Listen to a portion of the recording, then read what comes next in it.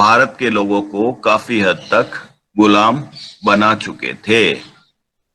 और ऐसे लोग, ऐसे राजा, ऐसे नवाब जिनकी भारत में बहुत प्रतिष्ठा थी, बहुत इज्जत थी, उनको इन्होंने हरा कर उनकी बेइज्जती की। ठीक है, उनके साथ दुर्व्यवहार किया, उनके राज्य छीन लिए। ठीक है, और भारत की आम पर भी बहुत सारा अत्याचार किया। और इसके फलस्वरूप भारत में क्या हुआ? अंग्रेजों के खिलाफ 1857 में लोगों ने तंग आकर क्या कर दी? बगावत कर दी, रिवोल्ट कर दी।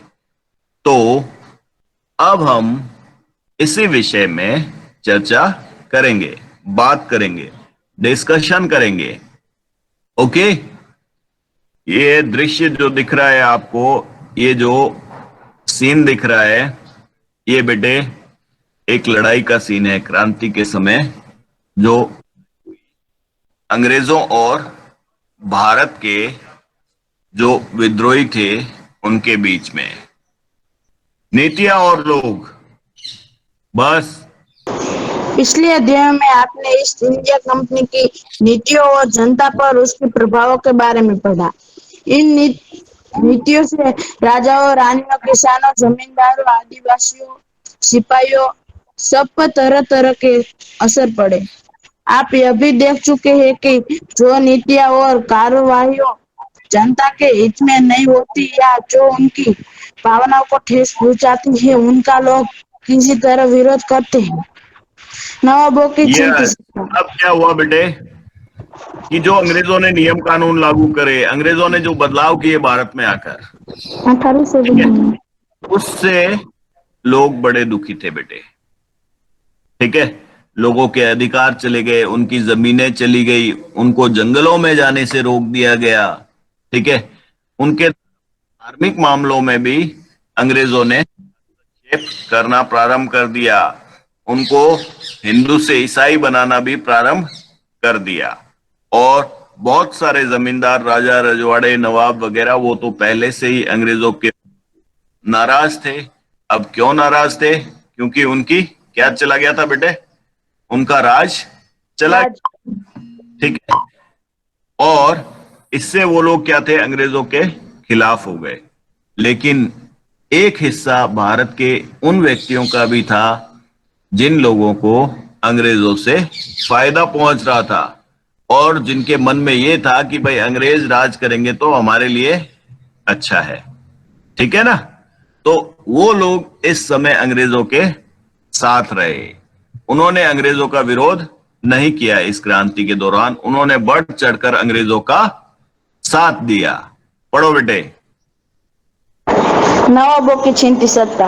18वीं सदी के मध्य से ही राजाओं और नवाबों की ताकत छीनने लगी थी। उनकी सत्ता और सम्मान दोनों खत्म होते जा रहे थे।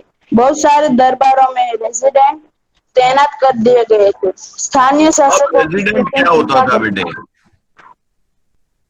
अंग्रेज लोग अपने एक अफसर को, जो कि अंग्रेज होता था, उसको राज्य में तैनात कर देते थे।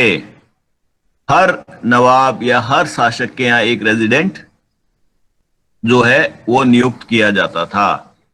और वो क्या करता था कि उस राज्य के, उस राजा के, उस नवाब के जो अपने घरेलू मामले होते थे, उस राज्य के मामले होते थे, उसमें हस्तक्षेप करता था।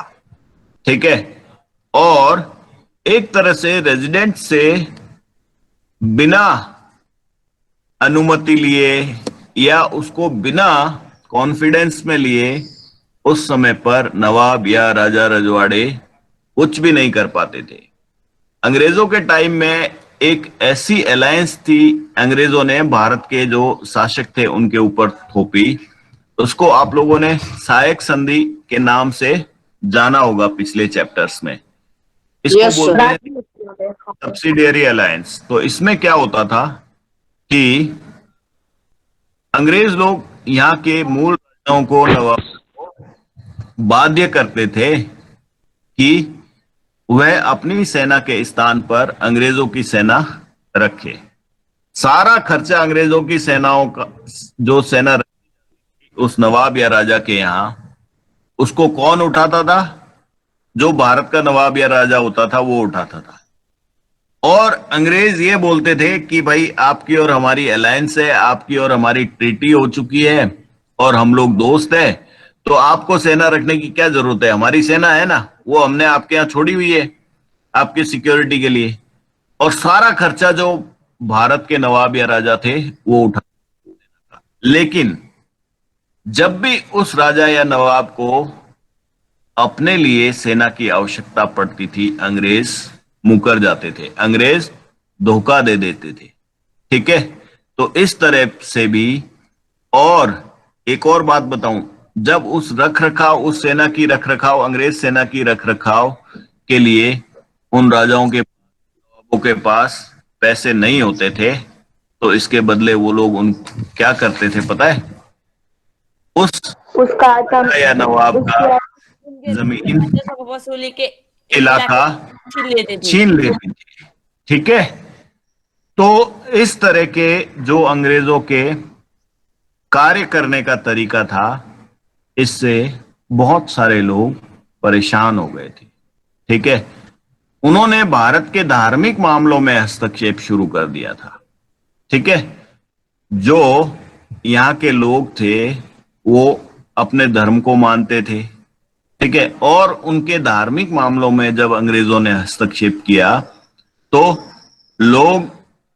लोगों का गुस्सा कई सालों से जो इकट्ठा हो रखा था वह एक साथ निकल गया, बाहर आ गया, और उसने 1857 की क्रांति का रूप लिया। ठीक है, ओके। स्थायी शासकों की स्वतंत्रता घटती जा रही थी। उनकी सेनाओं को भंग कर दिया गया था। उनके राजस्व वसूली के अधिकार व इलाके एक एक करके छीने जा रहे थे। बहुत सारे स्थानीय शासकों ने अपने हितों की रक्षा के लिए कंपनी के साथ बातचीत भी की। उदाहरण के लिए झांसी की रानी लक्ष्मीबाई चाहती थी कि कंपनी उनके पति की मृत्यु के बाद उनके गोद लिए हुए बेटे को राजा मान ले। पेशवा अब बाजीराव देखिए द्वितीय बच्चों, के अब देखिए एक और, देखो अंग्रेजों ने कैसे कैसे नियम कानून लागू किए, उसका एक और उदाहरण है कि जो हमारी झांसी की रानी थी उनका अपना पुत्र नहीं था। ठीक है, तो उन्होंने क्या बोला कि वो अंग्रेजों ने एक ऐसा नियम बनाया था, उसको बोलते हैं डॉक्ट्राइन ऑफ लैप्स। ठीक है, डॉक्ट्राइन ऑफ लैप्स, इसका अर्थ ये था कि भारत कोई राजा नवाब हो, अगर उनके पास उनका अपना पुत्र या उत्तराधिकारी नहीं है तो क्या हो जाएगा? अपने उसका राज्य अंग्रेजों के हाथ में आ जाएगा। अब ऐसा कभी होता है? भारत में तो अपने चाचा ताऊ बहन बेटी किसी के भी बच्चे को गोद ले लेते हैं।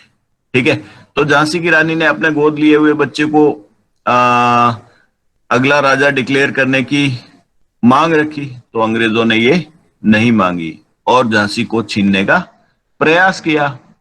तो झांसी की रानी ने इसके खिलाफ क्या कर दिया? बगावत कर दी, और अंग्रेजों से इसी बात पर दो दो हाथ करने को तैयार हो गई। और अंततः उनके पुत्र और वह स्वयं लड़ाई में अंग्रेजों से लड़ते लड़ते क्या हो गए? शहीद हो गए। लेकिन उन्होंने अंग्रेजों की जो आप ये कह सकते हैं गुलामी, उसको नहीं माना। ठीक है, पढ़ो। पेशवा बाजीराव द्वितीय के दत्त पुत्र नाना साहेब ने भी कंपनी से आग्रह किया कि उनके पिता को जो पेंशन मिलती थी वह मृत्यु के बाद उन्हें मिलने लगे। अपने श्रेष्ठता और सैनिक ताकत के नशे में चूर कंपनी ने इस निवेदन को ठुकरा दिया। अवध की रियासत अंग्रेजों के कब्जे में जाने वाली आखिरी रियासत में से थी।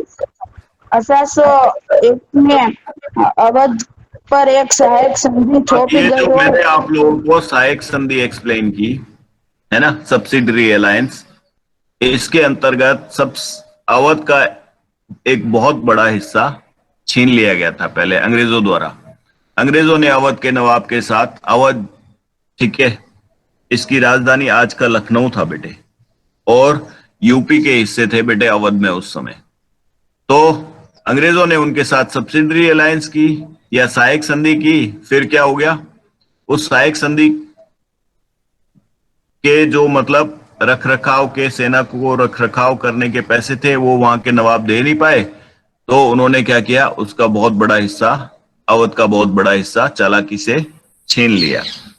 और फिर दोबारा उन्होंने वहां के नवाब के ऊपर क्या लगाया, और आरोप लगाया, और वह आरोप था कि मिस गवर्नेंस, ठीक है, कि यहाँ का जो राजा है, यहाँ का जो नवाब, वो अपनी प्रजा के ऊपर ढंग से राज कर रहा है, अपनी प्रजा को वो क्या कर रहा है, गलत तरीके से ट्रीट कर रहा है, ठीक है। और ऐसा आरोप लगा के उन्होंने अवध के ऊपर क्या कर दिया बच्चों, हमला कर दिया और अवध को छीन लिया। पढ़ो। 1856 में अंग्रेजों ने उसे अपने कब्जे में ले लिया।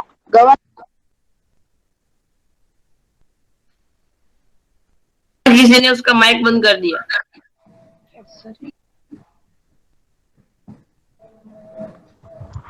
गवर्नर जनरल डलहौजी ने ऐलान कर दिया कि रियासत का शासन ठीक से नहीं चलाया जा रहा है, इसलिए शासन को दुरुस्त करने के लिए ब्रिटिश प्रभुत्व जरूरी है। कंपनी ने ये आ मुगलों गया के ना, शासन पर क्या आरोप लगाया नवाब के ऊपर कि वो ढंग से राज नहीं कर रहा है, इसलिए हमारे पास मतलब हमारे पास क्या है, ऐसी शक्ति है कि या हम अपने आप को सबसे सर्वशक्तिमान मानते हैं, इसलिए हमें कहीं पे भी कुछ भी गलत हो रहा है उनके अनुसार, हाँ, अंग्रेजों के अनुसार, तो हम उसको क्या करेंगे, सही करने की कोशिश करेंगे।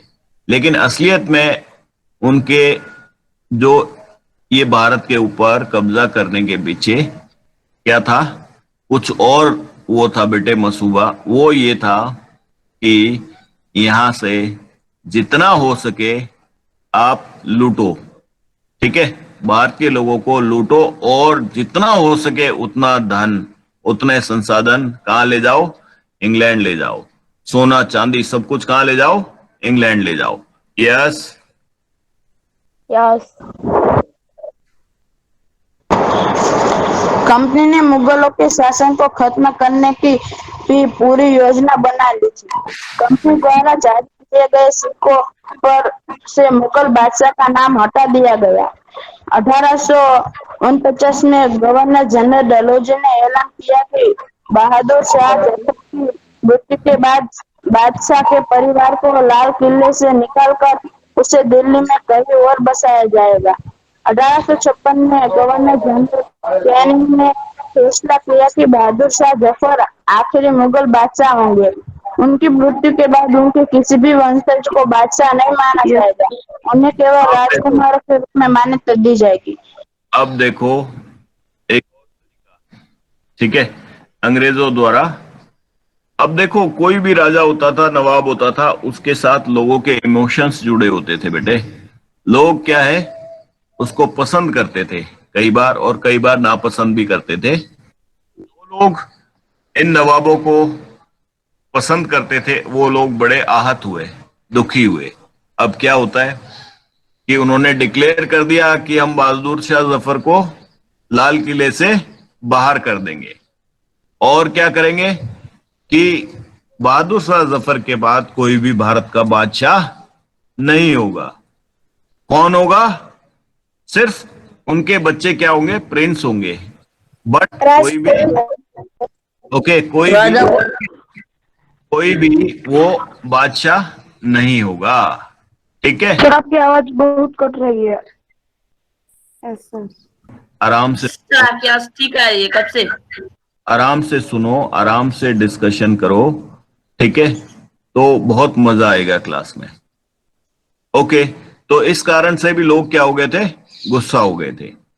ओके, अब देखिए किसान और सिपाही, तो ये तो थे बेटे अलग अलग रजवाड़े या अलग अलग शासक थे या अलग अलग नवाब थे जिनको क्या क्या परेशानी थी अंग्रेजों से। अब हम बात करते हैं किसान, यानी किसान जो खेती करते थे, एग्रीकल्चर करते थे, और सिपाही जो लोग अंग्रेजों की फौज में लड़ते थे। आपको जानकर ये बहुत बड़ी हैरानी होगी बच्चों कि पूरे भारत पर जब 1947 में अंग्रेजों ने कब्जा कर लिया और वो वापस जाने लगे, तो उस टाइम ब्रिटिश लोगों की, अंग्रेजों की जो टोटल संख्या थी वो थी कितनी, 30,000। How much, only 30,000। And Indians की संख्या थी क्रोर्स में, but still they were able to rule India. Why? Because they knew, उनको पता था कि वो भारत के लोगों को आपस में ही लड़ा देंगे। ठीक है, और आपस में उन्होंने इस तरह से लड़ाया कि आज तक भारत के लोग जाति में, धर्म में, ठीक है, रंग रूप के हिसाब से, ऊंचे नीचे के हिसाब से अभी तक लड़ रहे हैं। ठीक है, तो पार्थ, गो अहेड बेटे। Yes sir. किसान और सिपाही। किसान और सिपाही। गांव में किसान और जमींदारों भारी भरकम लगान और कर वसूली के सख्त तौर तरीकों से परेशान थे। बहुत सारे लोग महाजनों से लिया कर्ज नहीं लौटा पा रहे थे।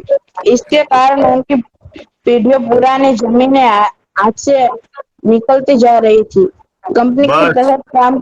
अब देखिए किसान बहुत परेशान थे। अब किसान क्यों परेशान थे, तो आप लोगों ने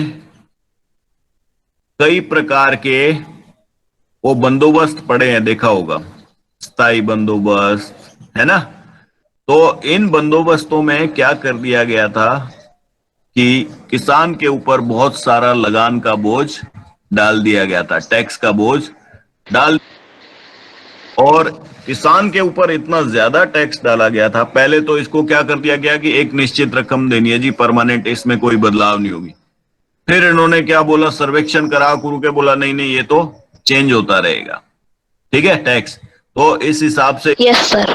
इतना टैक्स डाल दिया किसानों के ऊपर कि वो लोग भी बहुत गुस्सा थे। अब मुझे एक बात बताओ, हम लोग आगे जाकर एक नील की खेती पढ़ेंगे, है ना। तो नील की खेती में अनुबंध होते थे बेटे, आपस में क्या होते थे, एग्रीमेंट होते थे। उधार पैसे या एग्रीमेंट के अनुसार पैसे अंग्रेज देते थे, और यहां पे लिखा हुआ है साहूकार, कि साहूकारों से पैसे लेते थे और साहूकार जमीन छीन लेते थे। अरे भाई, ऐसी परिस्थितियां किसने उत्पन्न की कि किसान को क्या लेना पड़े, कर्ज। कर्ज लेना पड़े। आप ही लोगों ने, अंग्रेजों ने और तो इतना सारा कर्ज, इतना सारा टैक्स डाल दिया किसानों के ऊपर, है ना। अगर वो टैक्स नहीं होता है तो क्या होता है बच्चों, भाई किसान, टैक्स कम किसान होता को कर्ज नहीं लेना पड़ेगा। है उसको भर सकता है। ठीक है, तो किसान को कर्ज नहीं पड़ेगा। अंग्रेजों से बहुत खफा थे, परेशान थे, दुखी थे, और वो भी चाहते थे कहीं ना कहीं अंदर से कि अंग्रेजों का राज समाप्त हो जाए। सिपाही, बेटे अंग्रेज फौज में जो पैदल सैनिक लड़ने वाले होते थे उनको सिपाही बोला जाता था। ठीक है, सैनिक बोला जाता था। और अंग्रेजों ने भारत के लोगों से ज्यादातर फौज को बनाया था। ठीक है, और क्या था बेटे, जो अगर मान लीजिए कोई अंग्रेज भी सिपाही था फौज में और कोई भारतीय भी सिपाही था, तो उन दोनों के बीच में बहुत ज्यादा भेदभाव था बेटे। अंग्रेज सिपाही को तो तनख्वाह ज्यादा मिलती थी, भारतीय सिपाही को तनख्वाह कम मिलती थी। ठीक है, पेंशन भी कम मिलती थी, जो भी सुविधाएं मिलती थी ना, वो भी अंग्रेज सैनिक को तो बहुत अच्छी मिलती थी, ज्यादा मिलती थी, और जो भारतीय सैनिक थे उनको कम मिली थी। एक और बात जिससे सिपाही, भारतीय सिपाही अंग्रेजों से खफा थे, दुखी थे, वह था बेटे कि उन लोगों को भारत के बाहर भी लड़ने के लिए भेजा गया, बहुत दूर दूर तक। ठीक है, 7 समुद्र पार भी लड़ने के लिए भेजा गया, और उनको मजबूरीवश जाना पड़ा, लेकिन वो खुशी से नहीं गए। ठीक है ना। और इसके साथ ही अब ऐसा हुआ कि कई बार अंग्रेजों ने जबरन भर्ती भी किए बेटे, लोगों को जबरदस्ती भर्ती करते थे वो अपनी फौज में पकड़ पकड़ के। ठीक है, तो इससे भी बहुत सारे लोग क्या थे, नाराज थे, बहुत सारे सिपाही नाराज थे। और एक और घटना होती है, अंग्रेज लोग अपनी फौज में एक नई राइफल लाते हैं, और उस राइफल का नाम है एनफील्ड राइफल। अब क्या होता है बच्चों कि उस राइफल में जो कारतूस थे उनको मुंह से चबाकर और डालना पड़ता था, ठीक है, उस बंदूक में, और फिर वो जो गोली थी वो चलती थी। तो अब ये नई राइफल आई, और ऐसा प्रचार हुआ इस राइफल के बारे में कि इस राइफल के कारतूसों पर क्या लगा हुआ है, सुअर और गाय की चमड़ी, मांस, मांस। चर्बी का। ओके चुप। सुअर और गाय की क्या लगी हुई है, चर्बी लगी हुई है। तो इससे सैनिक लोग भड़क गए, क्योंकि हिंदू थे सैनिक और मुस्लिम भी थे। तो मुसलमानों के लिए सुअर मतलब अच्छी बात नहीं होती है, और हिंदुओं के लिए तो आपको पता ही है गाय एक बहुत ही पवित्र मतलब देवतुल्य है।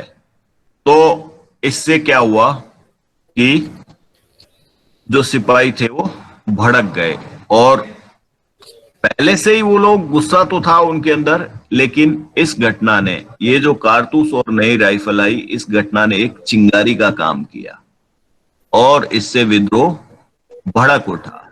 ओके, पढ़ बेटे पाठ।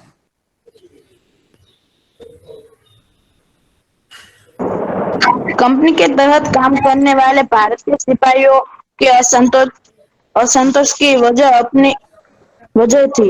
वे अपने वेतन भत्तों और सेवा शर्तों के कारण परेशान थे।